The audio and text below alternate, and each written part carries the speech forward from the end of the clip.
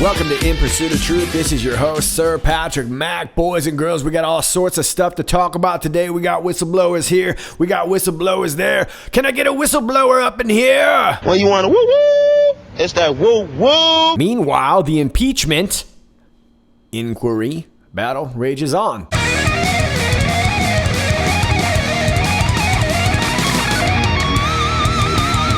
We'll get back to you on that one, but until we do, I want to make a quick correction to my last video entitled Cardinal Sins from the 7th. We were talking about the Catholic Church, particularly this raid on the Vatican Secretariat of State.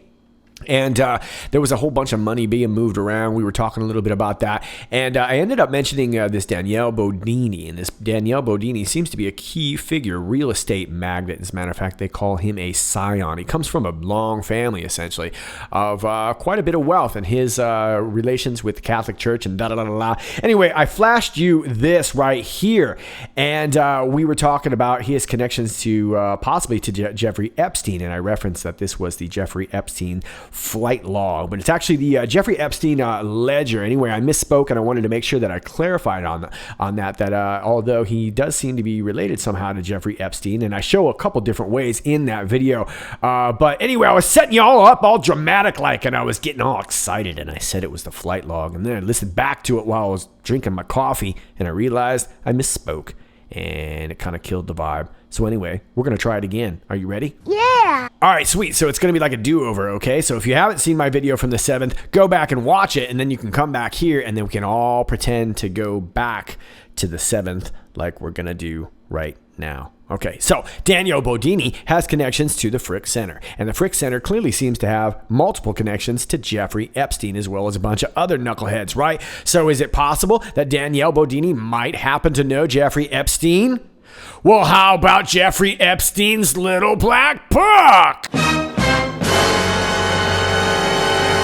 All right, look, I know it would have been way cooler if I had done it like that the first time, but I figured I owed you the effort. So it's like the reheated version. It's like when you stick a burrito in the microwave to reheat it, and it's super hot on the outside but kind of cold on the inside, and you can't decide whether or not to stick it back in there, and you're like, I'm just going to eat it like this. And that's what I'm doing. Just going to eat it like this. I'm over here on the WashingtonExaminer.com. I can beat him again. Hillary Clinton teases 2020 run. That's like an alarm clock. Woo, woo. Hillary Clinton told a PBS reporter that she could win against President Trump in a 2020 rematch after he mockingly urged her to run again. This next part right here is the actual tweets. Here they are. I think that crooked Hillary Clinton should enter the race to try and steal it away from uber left Elizabeth Warren, only on one condition. The crooked one must explain all of her high crimes and misdemeanors, including how and why she deleted 33,000 emails after getting C subpoena. To which Hillary Clinton responds, "Don't tempt me, do your job." Clinton 71 told PBS reporter Judy Woodruff that she would win in 2020 if she ran. So maybe there does need to be a rematch. I mean, obviously I can beat him again, Clinton said. That's not true! Clinton and her daughter, Chelsea Clinton, have been on a media tour this month promoting their new book, The Book of Crusty Women. Favorite stories, gutsy women. Favorite stories of courage and resilience. Clinton has denied she has plans to run, but has continued to keep herself in the political spotlight by criticizing Trump and calling him an illegitimate president. So essentially like every other Democrat ever. In 2016, she lost the race to Trump by 304 electoral votes to 227, but won the popular vote by almost 3 million votes. That ain't true! Yeah, I'm not so sure that is true, but either way, it looks like she is at least dipping her foot in the water to test the waters of a potential run. And it wouldn't surprise me if a bunch of these knucklehead candidates are really just kind of playing to see who is going to be the potential running mate. And I would throw out there too, don't forget about Stacey Abrams out there too, who might kind of swing in as a dark horse. I think some of the potential real candidates might be avoiding this whole storm, and they're kind of just trotting out these knuckleheads to go and really make the debates look ridiculous so that Hillary can kind of step in and look as if she's sort of the voice of reason. Same thing with Stacey Abrams. Now, I'm not saying that's going to be the ticket. I'm just going to say that I wouldn't be surprised if it looked something like that. But if Hillary wants to get anywhere at all, she's going to have to try and pick the most popular running mate, because I think she knows that she's not that popular. And we've already kind of talked about this at great length. This should be no surprise at all. This is a lot of defensive posturing. I think a lot of people who are running against President Trump are doing so in a defensive manner to claim political persecution if he goes after them. And we've seen this sort of thing with Joe Biden. The very thing is playing out with Joe Biden. Why are you picking on Joe Biden? Because he's running against you. It becomes a Democratic talking point. Of course, we know that's not the case. We know that there's reasons to investigate Joe Biden, his son, Hunter Biden. And same thing with Pelosi, although she's not running. But you see what's going on, right? It's easy to claim political persecution if you're running against him. And that might be Hillary's next choice of action here, because at some point, this is all going to come back to her. And I think she's smart enough to know that. I don't really think she thinks she can win. And of course, even she said that she was just kidding. But we've known about this for quite some time. Definitely some defensive posturing, but should be fun. Now, let me take you to some more fun news from CBS, quote unquote, news. United Nations could run out of money in a few weeks, Secretary General warns. The United Nations is running a deficit of $230 million, Secretary General Antonio Guterres said on Monday, and may run out of money by the end of October. In a letter intended for the 37,000 employees, well, maybe that's why you got 37,000 employees, at the UN Secretariat, and obtained by CBS News' Pamela Falk. Guterres said an unspecified additional stopgap measures would have to be taken to ensure salaries and entitlements are paid. Well, gosh, I'm surprised that Democrats aren't up in arms with all these entitlements. You know, they don't like privilege. Member states have paid only 70% of the total amount needed for our regular budget operations in 2019. This translates into a cash shortage of $230 million at the end of September. We run the risk of depleting our backup liquidity reserves by the end of the month, he wrote. To cut costs, Guterres mentioned postponing conferences and meetings and reducing services, while also restricting official travel to only essential activities and taking measures to save energy. All right, well, I got to be honest with you. I'm failing to see the downside here. This is absolutely fantastic. Look, it sums it up right there in the middle. Member states have paid only 70% of the total amount needed for our regular budget operations in 2019. All right, knuckleheads, well, maybe you ought to deal with that. Maybe you ought to pay up. As a matter of fact, I seem to remember somebody talking about this a while back. Pay up. Yeah, that was President Donald Trump. Right again. Guterres had asked member states earlier this year to up contributions to the world body to head off cash flow problems. But they refused. A UN official told French news agency AFP on condition of anonymity. The ultimate responsibility for our financial health lies with member states, Guterres said, not including what it pays for peacekeeping operations. The UN's operating budget for 2018-2019 is close to $5.4 billion, with the United States contributing the largest share at 22%. And of course, there's the reaction from Trump right there. You can see on his face. He's not really having that. As the Council on Foreign Relations explained earlier this year, which is essentially just a round table full of globalists, U.S. contributions are vital to the UN operations. Yes, we know that. And cuts to discretionary contributions implemented by Mr. Trump's administration have already forced the UN agency that serves Palestinian refugees to make deep cuts. The White House has been pushing for a broad reassessment of the U.S. contribution to the UN budget since Mr. Trump took office. So, long story short, it looks like the UN is having a hard time keeping the lights on. And even though they outright admitted that other nations weren't paying their fair share, why look at that as source of the problem when we can shift the blame to the United States and blame them for not paying more than our fair share to make up for the share that they're not paying? That sounds like privilege to me. And I find this all highly suspect, coming the same week as we have these raids on the Vatican. And of course, that's the largest bank in the world, right? So interesting. And in my last video, I showed a few connections to some of these higher ups that have connections in the Vatican. Also had some pretty high connections to the United Nations. But I'm sure these stories are completely unrelated. Where's the whistleblower on that when you need him? Meanwhile, we do have a second whistleblower on this Ukraine scandal, and I've got some live footage of that deposition. Sing it if you know it.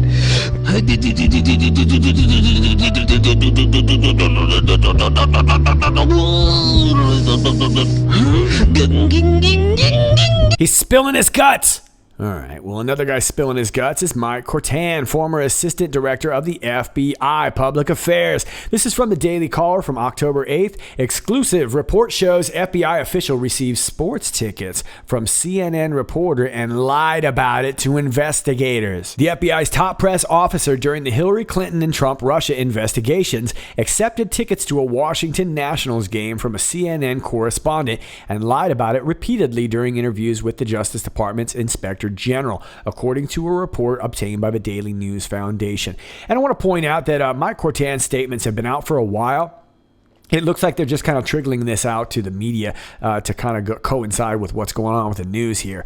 Michael Cortan, who served as Assistant Director of Public Affairs, displayed a lack of candor, where we heard that before, during multiple interviews under oath with the DOJ watchdog about how he obtained the tickets, who he went with, and whether he reimbursed the CNN journalist, according to the report.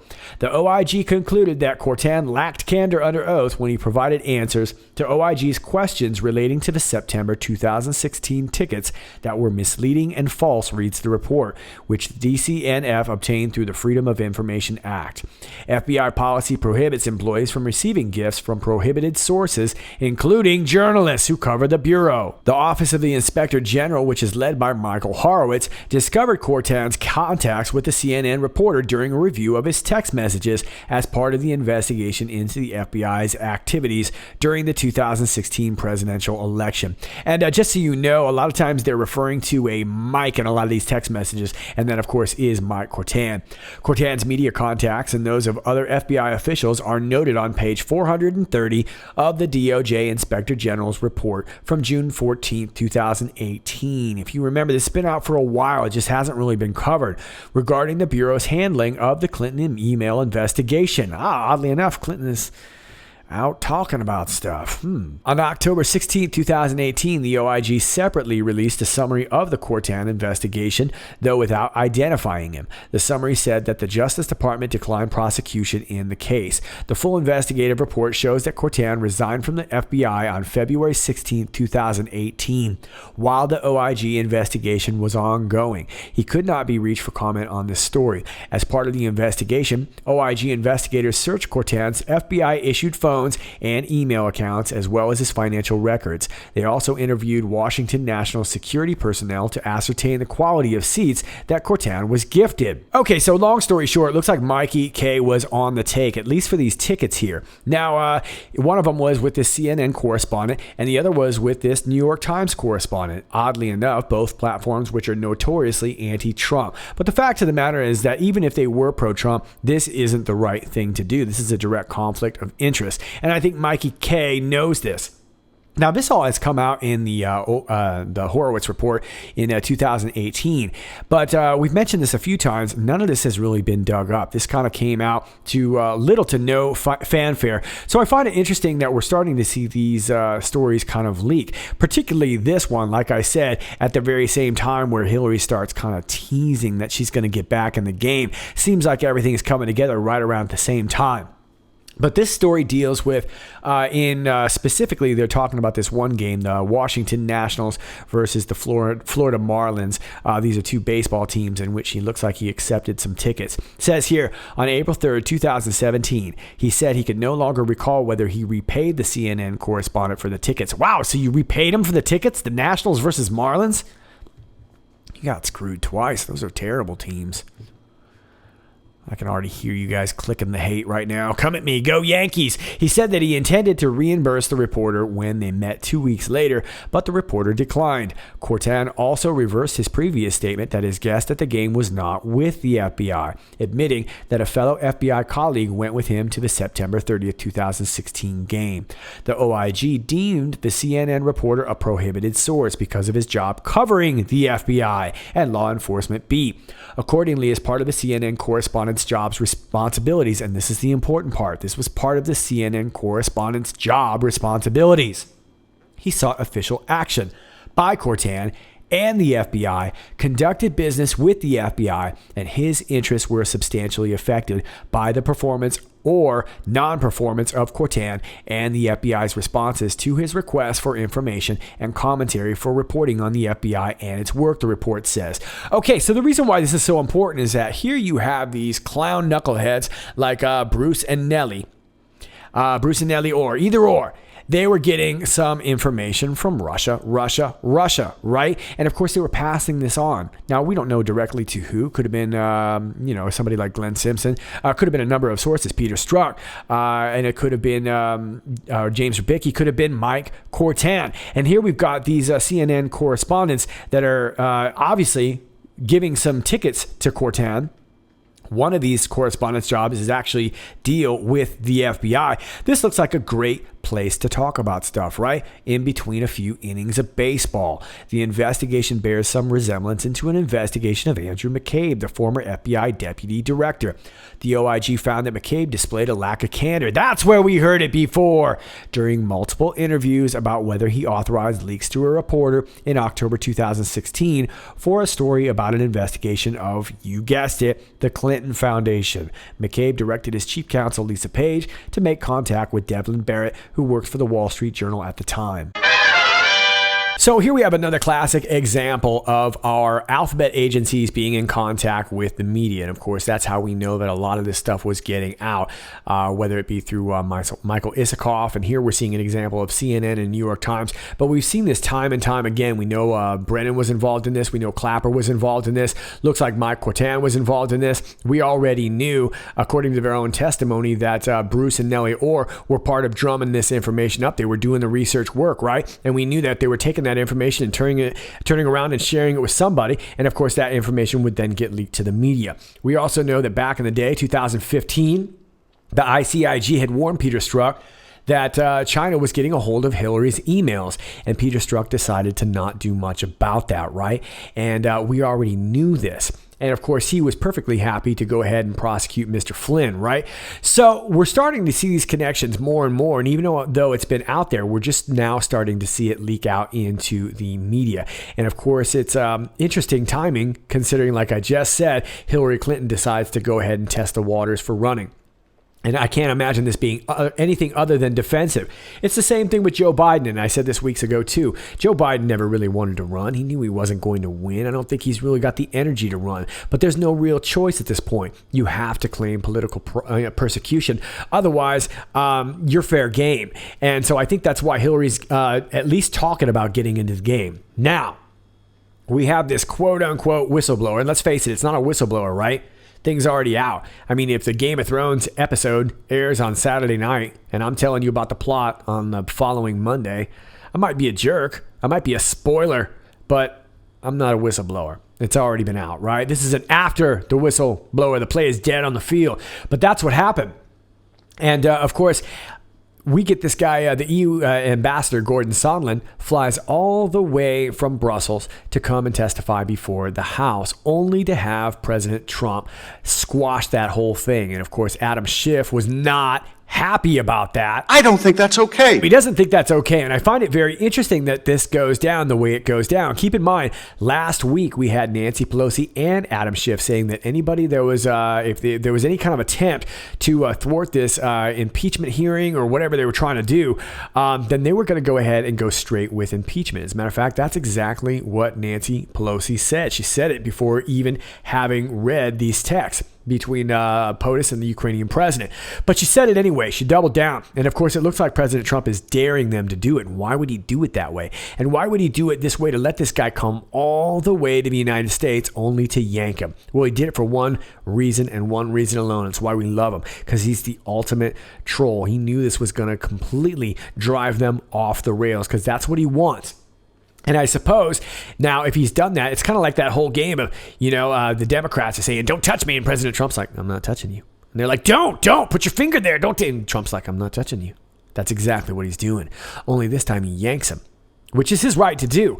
But in doing so, now he's kind of put them in a corner, because now he's got them upset. And, of course, they want to subpoena all the texts and messages and things like that, which basically say there was no quid pro quo, right?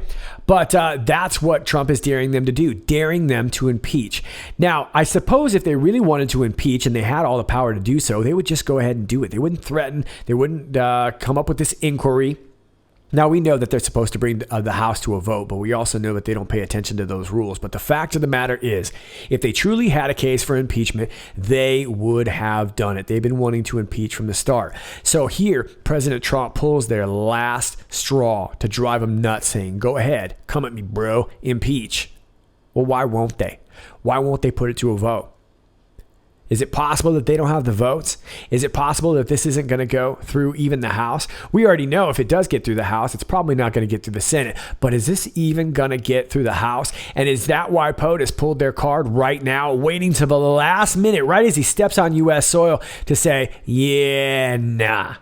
It's a perfect troll job. And now the Democrats are forced to play their hand, whether they need to decide to go ahead and go through with impeachment. And of course, if they go through impeachment and they fail to even get votes in the House, this could be a systematic destruction of the Democratic Party.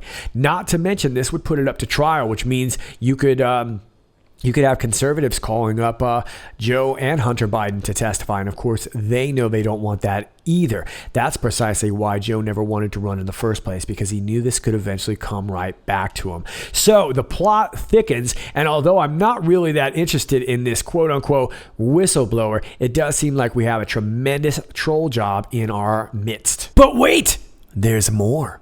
The troll job gets even better. This is from Breitbart from about a month ago.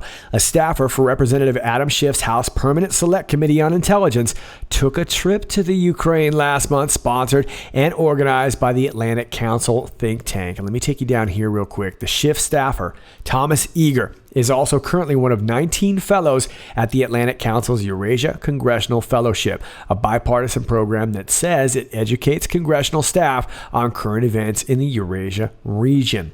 Eager's trip to Ukraine last month, interesting timing, was part of the fellowship program and included 9 other House employees. The bipartisan visit from August 24th to August 31st, right when all this was beginning, was billed as a Ukraine study trip and culminated in a meeting with former Ukrainian President Petro Poroshenko. Nice little hookup they got over there.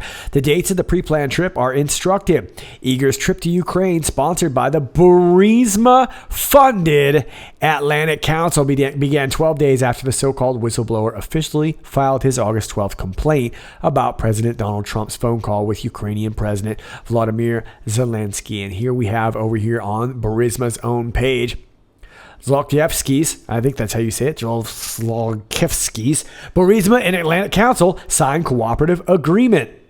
And this was from back in January of 2017. The Atlantic Council of the United States and Burisma Group, largest independent gas producer in Ukraine, have signed a cooperative agreement. Atlantic Council will develop transatlantic programs with Burisma's support, focusing on European and international energy security, as reported in the company's release. And of course, ladies and gentlemen, by now you already know why that's relevant, right? Because Burisma was the very same company of which Hunter Biden sat at the top of. of. Okay, so this is the ultimate troll job here, because if the Democrats want to go ahead and impeach, they're going to have to take this to some sort of trial at some point, which means that Joe Biden, Hunter Biden, Nancy Pelosi, don't forget about her son, who also sits on the board of an energy company. They're all going to be put to the fire. And then, of course, now we've got Adam Schiff and his staffer. There is the signature right there acknowledging the travel. I also want to point out that the Atlantic Foundation, they are funded by the Open Society Foundation. That's right. George Soros has got his knuckles deep in this whole thing, too. Also, the Rockefeller Foundation.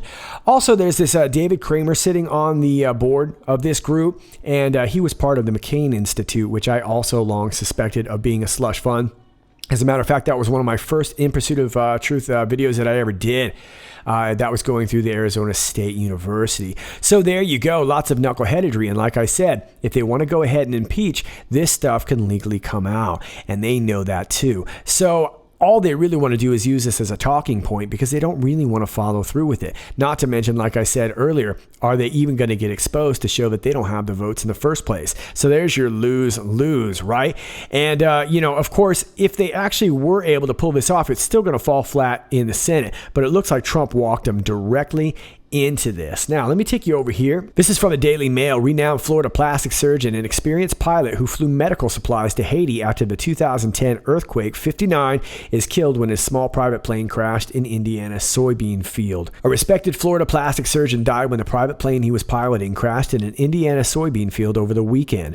Daniel P. Greenwald, a 59-year-old physician from Tampa and experienced general aviation pilot, died from blunt force trauma when the Piper 602P plane he was flying suddenly crashed in a field along the Indiana 22 highway east of Kokomo. The plane had taken off from Kokomo Municipal Airport sometime before 5 p.m. on Saturday, and the aircraft crashed about 4 miles away a short time later. The cause of the crash is not yet known. When deputies arrived on the scene, they found the charred wreckage of the twin-engine plane just a few hundred years from the roadway, with Greenwald inside. I think they mean yards. But anyway, so this is a terrible story. Here we have this plastic surgeon from Tampa. And he seems to be the only one who crashed, and he was an experienced pilot.